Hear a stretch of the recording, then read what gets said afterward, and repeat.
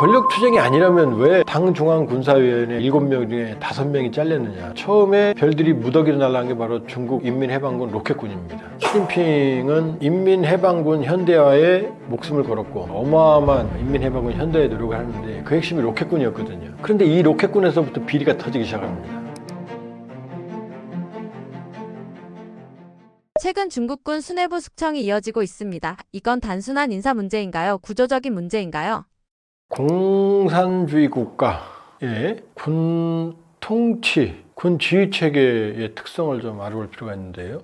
우리는 어떻게 되죠? 대통령, 국방부 장관, 합참의장 이렇게 내려가죠. 그런데 중국이나 북한 같은 경우에는 그렇지가 않아요. 그러니까 북한의 인민군, 중국의 PLA, 인민해방군은 국가의 군대가 아니에요. 저 무슨 말이지?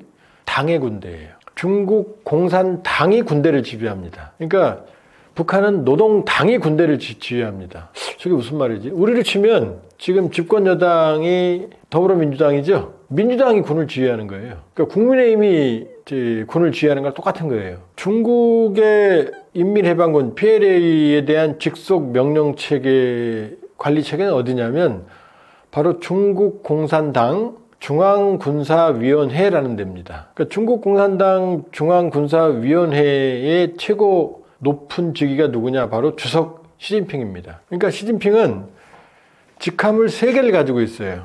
당, 군, 국가. 그러니까 중국 국가 주석이 바로 시진핑이죠. 내각. 그 다음에 중국 공산당 총서기가 바로 시진핑입니다. 그 다음에 당 중앙군사위원회 주석이 시진핑이에요. 김정은도 직함이 3개입니다. 하나는 노동당 총비서, 하나는 내각에 해당되는 국무위원회 위원장. 그러니까 내부적으로는 총비서 그러고 대외적으로는 국무위원장 그러거든요. 그 다음에 바로 인민군을 총괄하는 거죠. 그러니까 김정은은 인민군 최고사령관이면서 노동당 중앙군사위원회 위원장이거든요. 똑같죠. 당 중앙군사위원회 주석이 시진핑이고 당 중앙군사위원회 위원장이 김정은이거든요. 자, 그러니까 중국의 인민해방군을 지휘하는 최고 책임자는 당 중앙군사위원회 주석 시진핑인 거죠. 중국의 중앙군사위원회는 7명으로 되어 있거든요. 위원장이 시진핑, 주석이죠. 주석이 시진핑이고 부주석이 허웨이둥과 장유샤라는 2사람이었거든요. 자, 그럼 3사람이죠. 나머지 4사람이 이제 위원인데 하나는 장성민이라고 하는 현재까지 유일하게 남아있는 당 중앙군사위원회 기율위원회 석입니다. 그 다음에 мя오와 류젠리, 그 다음에 이제 리쌍푸. 이 4명에서 7명이거든요. 자, 이게 중국 공산당 20기 당 중앙군사위원회 바로 7인입니다. 이 사람들이 2022년 20기 당중의 20기 중국 공산당 위원회에서 결정이 됐고 2023년부터 시진핑 3기가 시작되거든요. 자, 중국의 권력 체계는 5년 2번씩 하고 끝나는데 시진핑이 욕심을 부려서 반대파들을 제거하고 시진핑의 3연임을 시작된 게 23년이거든요. 그러니까 23년부터 시작된 당 중앙군사위원회 위원이 누구라고요? 주석이 시진핑, 부주석이 허웨이둥, 장유샤, 그 다음에 리쌍푸, 류젠리, мя오와 장성민이었거든요. 근데 23년부터 이상한 일들이 일어나기 시작합니다. 바로 리쌍푸 국방부 장관, 그 다음에 мя오와 이 2명의 위원이 그 다음에 부주석 허웨이둥까지가 차례로 낙마를 합니다. 그러니까 7명 중에 3명이 절반 가까이의 당 중앙군사위원이 부주석 1명 포함, 위원 2명을 포함한 3명이 낙마를 하는데 이유는 뭐냐? 심각한 기율 위반과 불법행위라는 명목으로 낙마를 합니다. 그럼 이상하죠? 2023년부터 3연임이라고 하는 독재체제를 구축한 시진핑 체제의 핵심이 바로 군부일 텐데 그 군을 지배하는 당 중앙군사위원회 위원 7명 중에 3명이 문제가 있어서 낙마를 한 거거든요. 그런데 이번에 그럼 남은 4명 중에 유일한 부석이었던 장유샤, 그 다음에 류젠리라고 하는 2명이 또 심각한 기율 위반과 불법행위로 숙청이 됐어요. 지금 남는 건 7명 중에 2명만 남는 거죠. 시진핑 국가주석과 장성민 기율위원회 서기. 이 장성민 기율위원회 서기는 지난해 연말에 부주석으로 승진했거든요. 이 장성민은 누구냐? 기율위원회는 쉽게 말하면은 이 감사원이에요. 당 중앙군사위원회에서 감시 기능을 담당하는 그게 기율위원회거든요. 그러니까 시진핑과 이 감사원 기능을 했던 장성민 빼놓고 나머지 5명의 군부 실세들이 모두 숙청을 당한 거죠. 그럼 이거는 기가 막힐 일인 거죠. 중국 군부를 다스리는 핵심 7명 중에 주석인 시진핑 남고, 시진핑은 민간인이죠. 그 다음에 야전군이라기보다는 군을 감독하는 정치군인 장성민만 남고, 나머지 5명, 중국군의 실질적인 책임자 5명이 모두 사라져버린 거죠. 실각한 거죠. 자, 그러면 이게 보통 일이냐 이거죠.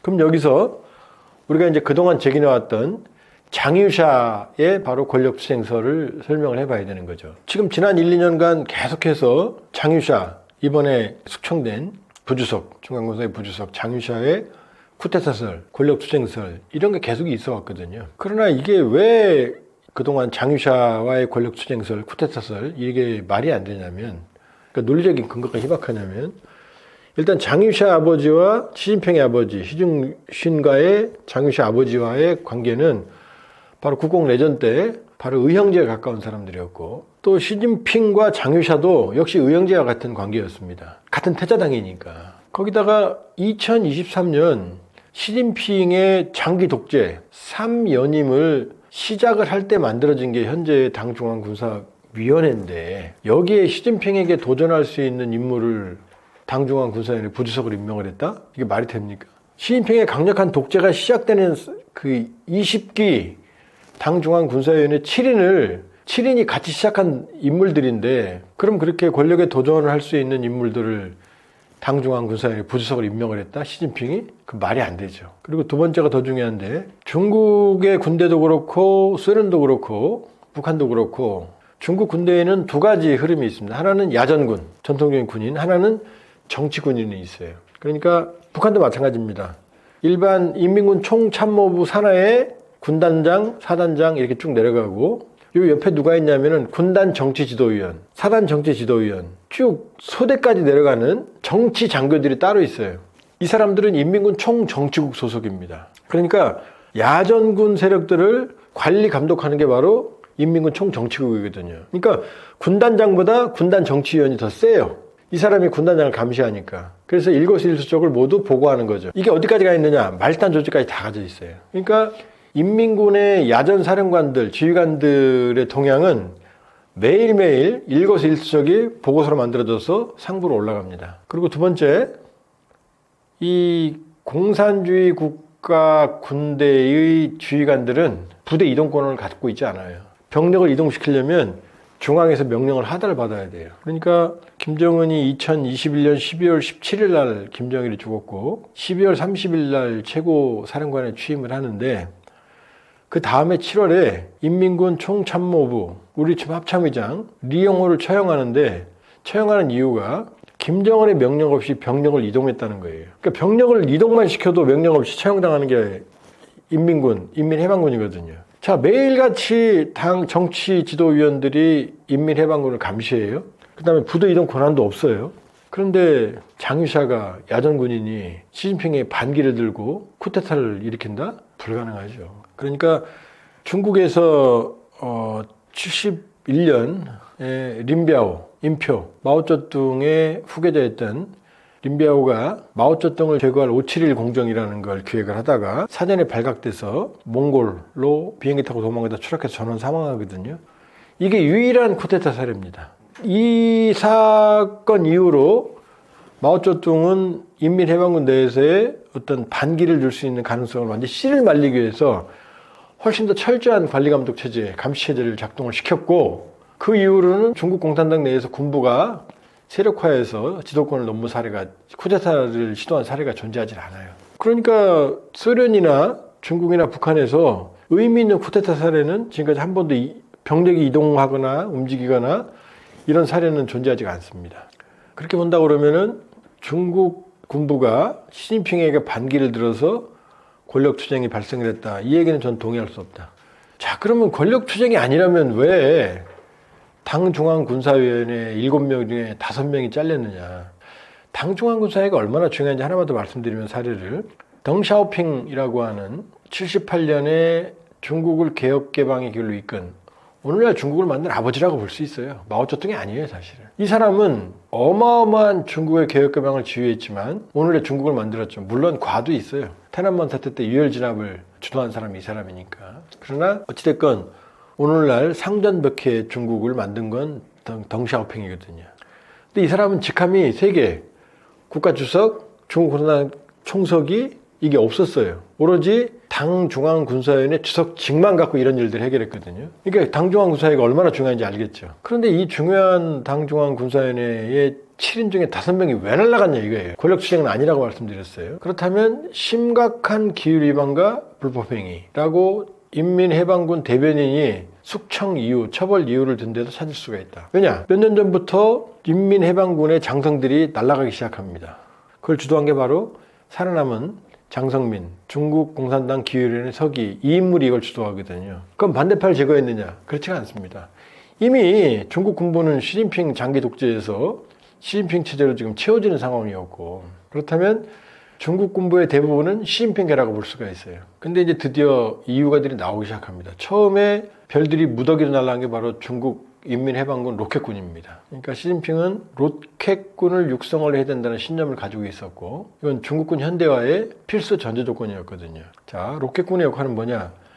대만을 침공할 때 대규모의 미사일 전력으로 대만을 초기 제압하는 이 미사일을 운용을 합니다. 두 번째, 미국의 개입을 막기 위해서는 ICBM 능력으로, 또 SLBM 능력으로, 또 전략폭격기의 능력으로 미국을 억제해야 돼요. 미국을 때릴 능력을 확보하면 미국이 감히 움직이지 못할 거 아니에요. 그러니까 시진핑은 인민해방군 현대화에 목숨을 걸었고, 그러니까 뭐 제20, 제35 스텔스기, 푸제남 항공모함부터 시작해서 어마어마한 인민해방군 현대화에 노력을 하는데 그 핵심이 로켓군이었거든요. 그런데 이 로켓군에서부터 비리가 터지기 시작합니다. 자, 미사일을 발사하는데 지하 사일로에 뚜껑이 안 열린다든지 검열을 해보니까, 자, 로켓에 로켓 엔진에 로켓 연료가 들어있어야 되는데 물이 들어있다든지 열어보니까, 심지어 어떤 얘기까지 나왔냐면은 포거, 중국 음식이죠. 포거 만들어 먹는데 인민해방군들이 로켓 연료를 빼돌려서 그걸 사먹었다든지, 이게 다 지금 나오는 얘기들이에요. 보도가 된 얘기들이에요. 물론 진위 여부는 확인하기는 어렵죠. 그러나 미사일 사일로가 안 열려, 연료 대신 물이 들어있어, 연료 가지고 포거 해먹었어, 이 정도 얘기가 나왔다는 얘기는 인민해방군이 당나라 군대라는 얘기죠. 그러면서부터 로켓군의 별들이 수십 개가 떨어져 나갑니다. 그리고 지금 말했던 5명의 당 중앙군사의 기라성 같은 위원들이 모두 다 심각한 기율위반과 불법행위거든요. 이게 부정부패거든요. 그렇다면 지금 문제는 중국의 뿌리 깊은 부정부패 문화에서 문제를 찾아야 된다. 시진핑은 2027년까지 대만을 침공하라고 명령한 적은 없고 전쟁 준비를 끝내라라고 말한 적이 있어요. 그리고 대만을 통일하는데 무력 사용을 배제하지 않는다. 이 두 마디를 정확하게 했어요. 이런 기록이 나와요. 그러면 2027년까지 대만을 침공할 수 있는 전쟁 준비를 현대화를 끝내라는 게 지시고, 여기에 대해서 천문학적인 돈이 군부에 들어갔을 거 아니겠어요? 그 핵심이 로켓군이었겠죠. 근데 이게 중국 독재 체제에 뿌리 깊은 이제 문제들이 터지기 시작한 거죠. 그럼 왜냐? 독재는 반드시 부패하거든요. 민주주의 체제, 자본주의 체제에서는 경쟁력이 곧 돈입니다. 그러니까 미국 같은 나라 보세요. 보면은 이 CEO들이 일 잘하면 천문학적인 몇십조 원씩의 배당금, 스톡옵션을 받지만 일 못하면 쫓겨나잖아요. 그게 누구예요? 대표적인 게 바로 스티브 잡스잖아요. 스티브 잡스가 자기가 만든 회사에서 쫓겨났잖아요. 그런데 오로지 능력을 가지고, 그러니까 엔비디아 회장이 지금 CEO가 누구예요? 진순왕이잖아요. 대만 출신이잖아요. 그러니까 능력만 있으면 자본주의 체제에서는 신분, 인종, 피부색깔 아무 관계 없습니다. 이게 자본주의 힘이거든요. 근데 독재 체제는 특징이 뭐냐? 능력은 하나도 안 중요해요. 오로지 충성도. 그리고 독재 체제이기 때문에 공산당은 이 지배 체제가 모든 걸 다 가지고 있어요. 권력도 가지고 있고, 그다음에 자본도 가지고 있고, 그다음에 이거를 활용할 수 있는 모든 권한을 다 가지고 있거든요. 이런 상황에서 독재 체제가 된다는 얘기는 뭐죠? 권력이 집중되고 결국은 발밑이 썩기 시작한다는 얘기죠. 왜냐? 충성도가 중요하니까. 능력은 관계없는 거죠. 그러니까 시진핑이 독재 체제를 강화하면 강화할수록 중국 군부는 썩기 시작을 하는 거죠. 그러니까 이 중국의 비극은, 그러니까 시진핑이 막강한 1인 지배 체제에서 당 중앙군사의 5명을 일거에 숙청할 정도의 권력을 가지고 있기 때문에 사실상 막강한 도전 세력이 없는 게 맞다. 그러나 이게 더 위험한 거다. 시진핑의 라인으로 모두가 채워졌기 때문에 견제 세력이 없고, 견제 세력이 없다는 얘기는 뭐냐? 무지막지한 권력이 모여있다는 얘기입니다. 그럼 이 권력이 썩기 시작하는 거죠. 물이 고이면 썩는 거죠. 그러니까 지금까지 있어왔던 이 중국 군부의 이상현상은 권력 수쟁이 아니고 독재체제, 공산당 독재체제가 가진 필연적인 결과다. 그러니까 시진핑의 권력이 강한 게 오히려 시진핑이 지금 도구로 돌아오고 있다. 그러니까 이 집중된 권력이 썩기 시작하는 거고, 이건 손을 댈 수가 없는 거죠. 잘라도 끊임없이 나오는 거죠. 중국 공산당에서 군부나 아니면 관료들의 비리를 캐면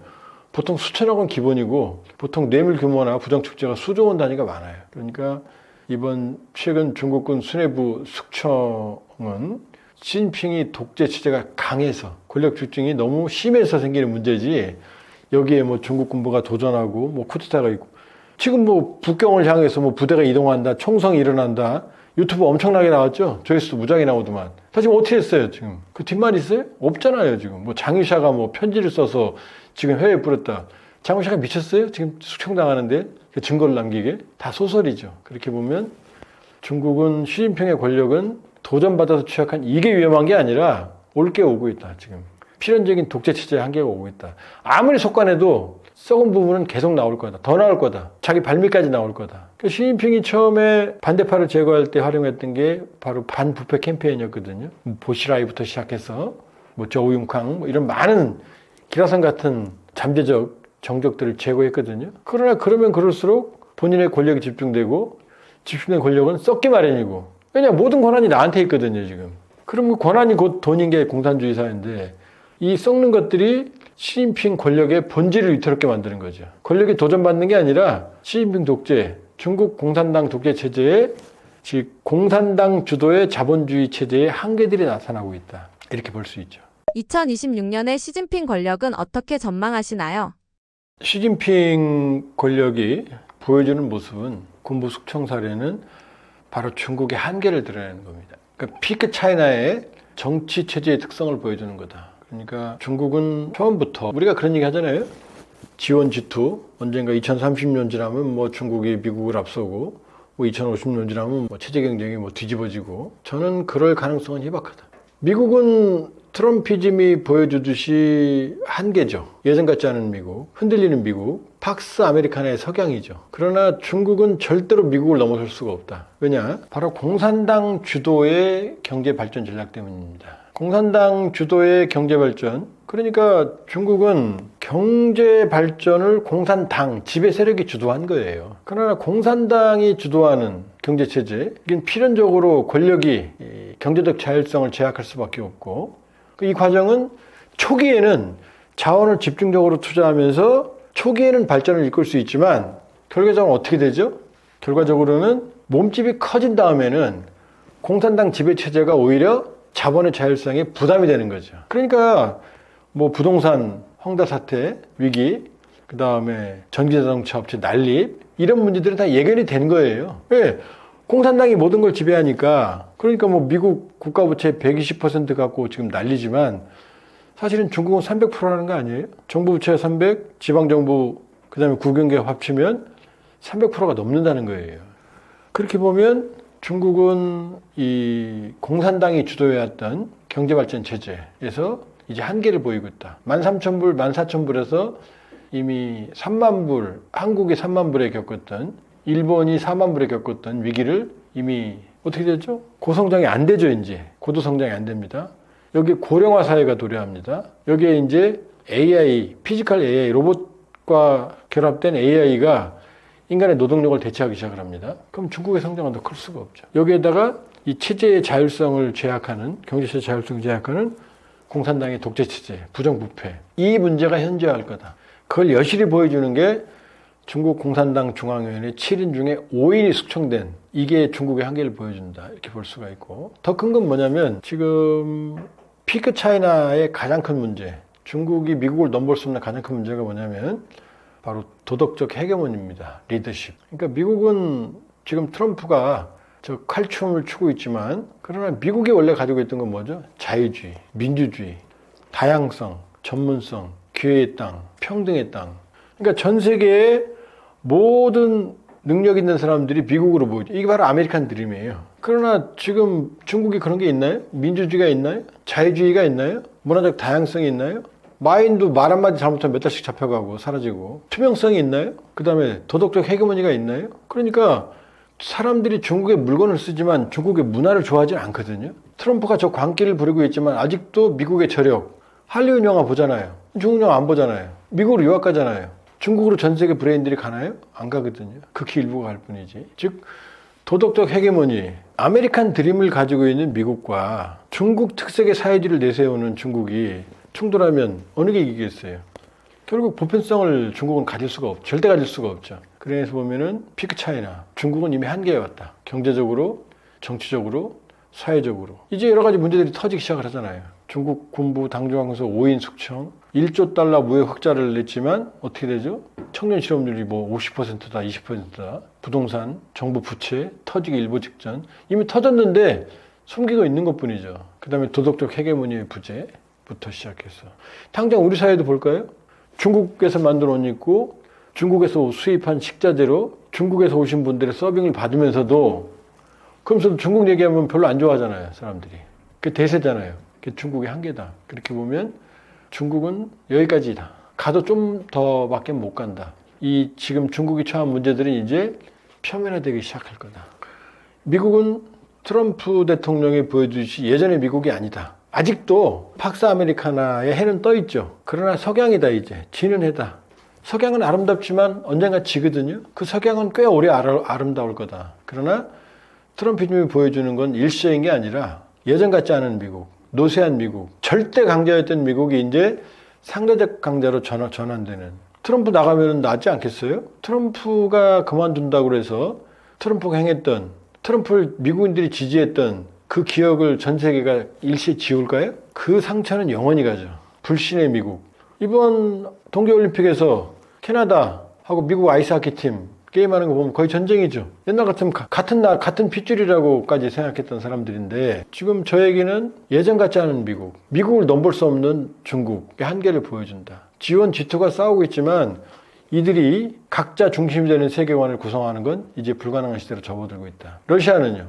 러시아는 이미 무너졌다, 중진국으로. 러시아는 GDP가 세계 10위권이에요. 유럽을 침공한다 그러지만 우스운 얘기입니다. 독일만 해도 러시아 GDP의 2배인데요. EU는 러시아 인구의 5배, GDP는 10배가 넘습니다. 그렇게 보면 이제는 중국 시진핑 이번 당중앙군사의 사태는 중국의 한계를 보여주는 거다. 트럼프 역시 미국의 한계를 보여주고 있는 거다. 러시아는 이미 중진국으로 추락해 있고 전쟁의 후유증을 극복하기 어려울 거다. 유럽은 분열되어 있죠. 무기력하죠. EU 무기력한 상황에서 그럼 남는 게 일본이거든요. 일본은 다카이치를 보세요. 저 극우적 성향의 다카이치에 대해서 아무런 성과도 없는데 강한 일본판 마가를 부르짖는 다카이치에게 압도적인 지지율이 지금 쏠리는 건 저건 일본 사회가 건강하지 않다는 거거든요. 일본 사회의 좌절, 그 다음에 상실감, 이게 만들어내는 강한 일본에 대한 희고거든요. 근데 저게 되겠습니까? 천문학적인 국방비를 편성하고 있고 전쟁을 할 수 있는 나라로 가겠다고 다카이치 말하고 있고 적극 재정을 얘기하고 있지만 일본의 정부 부채는 자본주의 중에 최고 높은 250%거든요. 여기 돈을 더 풀어요? 그 다음에 또 감세를 하겠대요. 이 얘기는 뭐냐? 노쇠한 일본을 다카이치는 이렇게 세울 수 없다. 오히려 일본의 문제를 더 악화시킬 가능성이 있다. 이렇게 보면 전 세계는 이제 우리가 알고 있던 전통적인 질서가 흔들리는 건 물론이거니와 그 전통적인 국가들이 모두 예전 같지 않은 상황. 이걸 저는 무극화의 시대라고 그러거든요. 극이 없는. 다극화가 아닌. 자, 다극화하고 있지만 무극화는 뭐냐? 아무도 국제 분쟁에 책임을 안 져요. 전쟁은 더 많아지고 있죠. 경제전쟁, WTO 체제 트럼프가 무너뜨리죠. 유엔은 무기력하죠. WTO부터 시작해서 많은 의료, 유엔의 기구들이 지금 무력화되고 있습니다. 국제적인 조정 역할을 못하고 있어요. 이 얘기는 혼돈의 시대가 오고 있다. 혼돈의 시대. 무료수의 르노말로 가고 있다. 그렇기 때문에 우리는 중국의 사태, 부의 어떤 여러 가지 행태, 이걸 일시적 현상으로 봐서는 안 된다. 무국화 시대의 입구로 들어서고 있고 그 혼돈의 시대를 이게 지나갈 거다라고 생각해서는 안 된다. 여기에 적응하고 살아남는 길을 찾는 게 이제 우리의 과제라고 볼 수가 있죠. 예, 안녕하세요. 떠먹이 되는 TV 시청자 여러분. 저는 통일연구원 석자연구위원으로 있고요. 유튜브 조한범 TV를 운영을 하고 있습니다. 그리고 제가 유튜브를 또 방송을 통해서 여러 가지 북한 정세, 세계 정세를 말씀을 드리고 있는데 그런 제 식견을 모아서 이 무국화 시대라는 책을 이번에 집필을 했습니다. 지금 다극화 그러지만 다극화를 넘어서 무질서의 세계가 도래하고 있고 아무도 책임을 지지 않는 혼돈의 안보의 혼돈의 시대, 여기저기 전쟁이죠. 경제의 혼돈의 시대, 트럼피즘이 많아지고 있죠. 여기저기 또 민주주의 위기입니다. 이 극단적인 파퓰리스트들, 스트롱맨들의 시대, 이 시대를 진단하는 책이 이제 무국화 시대고요. 이 무국화 시대에 대한 진단이 있어야 우리가 살아갈 수 있는 방법이 되거든요. 이 혼돈의 무국화 시대는 이제 입구에 들어섰다. 무국화의 뉴노멀이 될 거다. 이렇게 볼 수 있고 이 시기는 위기를 기회로 활용하는 전략이 우리에게 필요하다. 그리고 우리는 충분히 그러한 틈새를 노릴 수 있는 능력과 자질을 갖추고 있고 또 충분한 경쟁력을 갖추고 있다.